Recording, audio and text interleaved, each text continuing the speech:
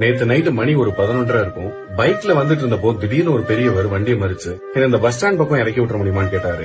ஆள் ரொம்ப வயசாகி அழுக்கான துணியோட ஒரு தோல் பை போட்டிருந்தாரு. அந்த தோல் பையில ஒரு லேடிஸ் செப்பலும் மாட்டி இருந்துச்சு. நான் சரின்னு சொல்றதுக்கு முன்னாடியே அந்த பெரியவர் என்னோட பைக்ல ஏறி உட்கார்ந்துட்டாரு. உட்கார்ந்ததும் நம்ம சாதாரணமா கேட்போம்ல, எங்க இருந்து வரீங்க, எங்க போறீங்கன்னு. அத கேட்டதும் அதுக்கு சம்பந்தமே இல்லாம நீ காதலிச்சிருக்கியான்னு கேட்டாரு. நானும் சிரிச்சுட்டே ஓ காதலிச்சிருக்கனே அப்படின்னு சொன்னேன். எப்போ அப்படின்னு கேட்டாரு. அது நிறைய வருஷங்களுக்கு முன்னாடி அப்படின்னு சொன்னேன். ரொம்ப நேரமா ஒண்ணுமே பேசாம வந்தால் பஸ் ஸ்டாண்ட் வந்ததும் இறங்கிட்டு என்கிட்ட ஒண்ணுமே சொல்ல அவர்கிட்ட இருந்த ஒரு சின்ன கலர் துணி எடுத்து என்னோட ஹேண்டில் பார்ல கட்டினாரு.